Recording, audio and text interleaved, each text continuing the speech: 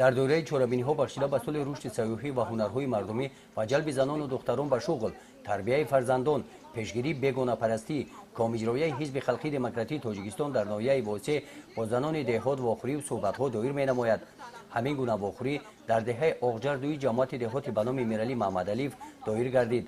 раиси кумитаи иҷроияи ҳизби халқии демократии Тоҷикистон дар ноҳияи восеъ Рӯзигул Қурбонова ва мудири шуъбаи кор бо занон ва оилаи мақомоти иҷроияи ҳокимияти давлатии ноҳияи восеъ Ҳафиза Сафарова дар ин вохӯрӣ оиди ҳунарҳои мардумӣ, касбомӯзӣ ва фаъолияти марказҳои касбомӯзии калонсолон, ҷалби занону духтарон ба касбомӯзӣ баромад намуданд.